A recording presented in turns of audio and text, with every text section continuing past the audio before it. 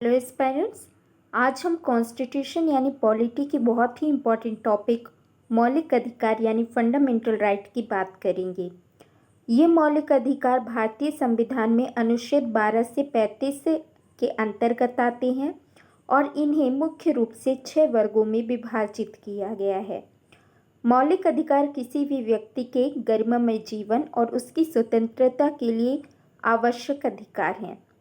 यहाँ पर हम मौलिक अधिकारों की हिस्टोरिकल बैकग्राउंड और कौन कौन से मौलिक अधिकार किस अनुच्छेद के अंतर्गत रखे गए हैं उन वर्गों की यहाँ पे बात करेंगे। उसके बाद अगले के वीडियोस में हम हर एक आर्टिकल को डिटेल में डिस्क्राइब करेंगे। तो फंडामेंटल राइट आर्टिकल को स्टार्ट करते हैं और भारतीय संविधान यानी इंडियन कॉन्स्टिट्यूशन के पार्ट 3 में इन अधिकारों को रखा गया है। ये एग्जामिनेशन के लिए आप याद रखेंगे। जब हम फंडामेंटल राइट्स के बैकग्राउंड की बात करते हैं तो विश्व में सबसे पहले इसकी शुरुआत 1215 में मानी जाती है। 1215 में किंग जॉन ने मैग्ना कार्टा अर्थात अधिकार पत्र के रूप में इसको प्रस्तुत किया। हम कह सकते हैं कि मैग्ना कार्टा जो था वो फंडामेंटल राइट का एक शुरुआत हुई थी। आगे चल के 1689 में ब्रिटेन में ही बिल ऑफ राइट्स के फॉर्म में फंडामेंटल राइट को इंक्लूड किया गया। फ्रांस में भी बंधुता, समता, फ्रेटर्निटी, इक्वालिटी जैसे टर्म्स आए और वहाँ भी इन टर्म्स ने, इन विचारों ने फंडामेंटल राइट को मजबूती प्रदान की। हिस्टोरिकल माइलस्टोन देखा जाए तो ये बात है 1791 की। जैसा कि हम जानते हैं कि 1776 में अमेरिका में स्वतंत्रता आ चुकी थी और विश्व का पहला लोकतांत्रिक देश बन चुका था अमेरिका। लेकिन वहाँ पे मौलिक अधिकारों को स्वतंत्रता के समय संविधान में शामिल नहीं किया गया था, बल्कि 1791 में बिल ऑफ राइट्स के फॉर्म में अमेरिकन कॉन्स्टिट्यूशन में इन्हें शामिल किया गया। तो ये जो बिल ऑफ राइट्स है अमेरिका के, यही भारतीय संविधान के मौलिक अधिकारों का स्रोत बिंदु यानी सोर्सेस भी हैं।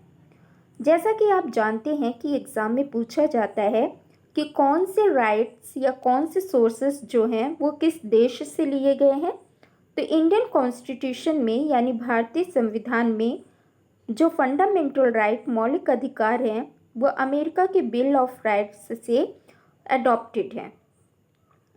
1791 के अलावा यदि इंडियन कॉन्स्टिट्यूशन में इसकी भूमिका को देखें तो सरदार वल्लभ भाई पटेल यहाँ पर जब हमारे भारत देश का संविधान निर्माण हो रहा था तो उस समय पर फंडामेंटल राइट की कमेटी के अध्यक्ष थे और सरदार वल्लभ भाई पटेल ने इसके पहले कांग्रेस के कराची अधिवेशन में 1931 में भी फंडामेंटल राइट्स की बात कही थी।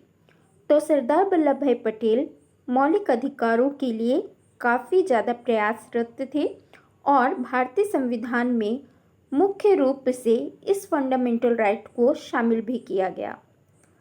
फंडामेंटल राइट को इंडियन कॉन्स्टिट्यूशन में जैसा कि हमने देखा कि कहाँ से किस आर्टिकल से किस आर्टिकल में प्लेस किया गया है, आर्टिकल 12 से 35। फंडामेंटल राइट जैसा कि हम जानते हैं कि किसी भी व्यक्ति के गरिमामय जीवन और स्वतंत्रता के लिए मूलभूत अधिकार हैं जिन्हें संविधान उन्हें प्रदान करता है ताकि वे अपने किसी भी तरह के अधिकारों के हनन पर सुप्रीम कोर्ट में जाकर के याचिका दाखिल कर सके और कोर्ट उनके अधिकार उन्हें दिलवाए। यहाँ पे हम जब इन 6 कैटेगरीज की बात करेंगे तो ये याद रखना है कि पहले इन कैटेगरीज की संख्या 7 हुआ करती थी, पर 7वां जो वर्ग है वो वर्ग हट गया संपत्ति के अधिकार के रूप में। आगे चल करके हम राइट टू प्रॉपर्टी को डिटेल में समझेंगे। यहाँ पे हम देखेंगे फंडामेंटल राइट के 6 कैटेगरीज हैं जो आर्टिकल 14 से लेकर के आर्टिकल 32 तक क्लासीफाई की गई हैं। फर्स्ट कैटेगरी यानी फर्स्ट क्लास को देखें तो वो है आर्टिकल 14 से आर्टिकल 18 यानी कि राइट टू इक्वालिटी अर्थात समता का अधिकार। ये समता का अधिकार हम डिटेल में पढ़ेंगे कि आर्टिकल 14 में कानून के समक्ष समता है, इक्वालिटी बिफोर लॉ। आर्टिकल 15 में धर्म, लिंग यानी कि रिलीजन, सेक्स, जेंडर, इनके बेसिस पे डिस्क्रिमिनेशन का प्रोहिबिशन है, यानी इनके आधार पर किसी भी तरह की समता का हनन नहीं किया जा सकता। आर्टिकल 16 में लोक नियोजन यानी कि पब्लिक एम्प्लॉयमेंट की बात की गई है। 17 में अस्पृश्यता यानी अनटचेबिलिटी को ख़त्म करने की बात की गई है। और आर्टिकल 18 में टाइटल दिया गया है, टाइटल एबॉलिश यानी कि जो उपाधियों का अंत है, इसकी बात की गई है। इस तरह से अलग अलग आर्टिकल्स में अलग अलग प्रोविजंस हैं जो कि हम नेक्स्ट वीडियोस में डिटेल में देखेंगे। यहाँ फर्स्ट कैटेगरी है article 14 to 18 right to equality. इसी तरह से नेक्स्ट जो हमारा आर्टिकल है, जो कैटेगरी है सेकेंड, वो है आर्टिकल 19 to 22 जिसमें राइट टू फ्रीडम है यानी कि स्वतंत्रता का अधिकार। इसमें अनुच्छेद 19 खासकर काफ़ी इम्पॉर्टेंट है, 19, 20 और 21, क्योंकि आपातकाल यानी इमरजेंसी में इनसे रिलेटेड इम्पॉर्टेंट प्रोविजंस और क्वेश्चंस एग्जाम में बनते हैं। यूपीएससी खासकर आर्टिकल 19, 20 और 21 से क्वेश्चन पूछता रहा है, जहां आर्टिकल 19 फ्रीडम की बात करता है और उसमें आपके शुरुआत में ओरिजिनल कॉन्स्टिट्यूशन में 7 कैटेगरीज थी 19A से 19G तक। वहीं 19G को आगे रिपील किया गया, हटा दिया गया 44th कॉन्स्टिट्यूशन अमेंडमेंट से, जो कि राइट टू प्रॉपर्टी था। और फाइनली 19 में 19(6) यानी कि A से लेकर के अब F तक की कैटेगरीज बाकी हैं।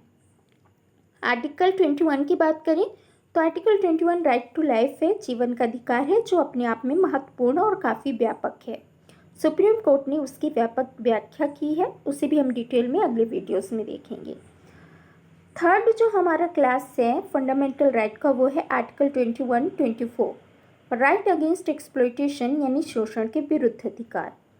इसके बाद है आर्टिकल 4, जिस कैटेगरी यदि हम 4 की बात करें यानी वर्ग 4 हमने जो डिवाइड किया है, वो है आर्टिकल 25 से 28 यानी right to freedom of religion, धार्मिक स्वतंत्रता का अधिकार। उसके बाद जो 5वीं कैटेगरी है वो है आर्टिकल 29 और 30 यानी कल्चरल एंड एजुकेशनल राइट, सांस्कृतिक और शिक्षा संबंधी अधिकार।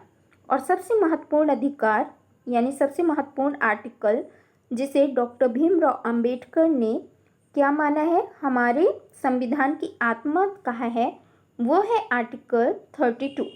आर्टिकल 32 जो है वो है कॉन्स्टिट्यूशनल रेमेडीज़ का राइट। तो यहाँ पे ये 6 कैटेगरीज हैं। और फंडामेंटल राइट का आर्टिकल 12 to 35 यानी टोटल 27 फंडामेंटल राइट्स हमारे कॉन्स्टिट्यूशन में दिए गए हैं, जिन्हें हमें डिटेल में एक एक करके पढ़ना है। इन शॉर्ट हमने क्या सीखा। क्वेश्चन नंबर 1 पूछा जाए कि फंडामेंटल राइट मौलिक अधिकार संविधान के किस भाग में है, तो आप बताएंगे फंडामेंटल राइट संविधान के भाग 3 में है। यदि पूछा जाए फंडामेंटल राइट की संख्या कुल कितनी है, तो 27 है। क्वेश्चन नंबर 3 ओरिजिनल कॉन्स्टिट्यूशन में कितनी कैटेगरीज थी, तो 7 थी। अब कितनी है, 6 है।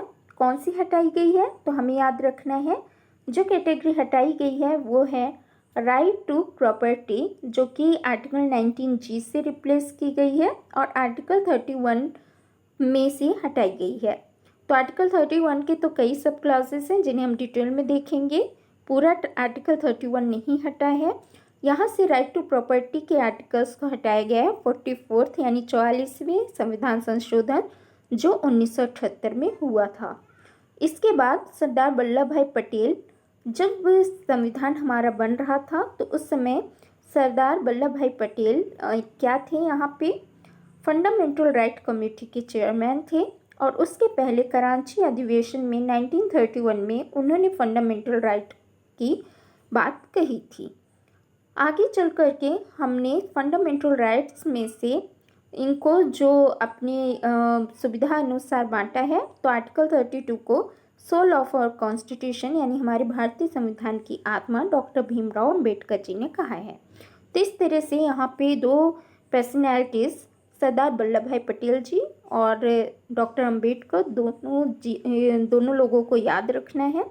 इसके अलावा आपको हमने फंडामेंटल राइट अमेरिकन कॉन्स्टिट्यूशन से अडॉप्ट किया है, ये याद रखना है। और हम आगे एक एक इम्पॉर्टेंट जो आर्टिकल्स हैं उनको डिटेल में देखेंगे। Thank you so much.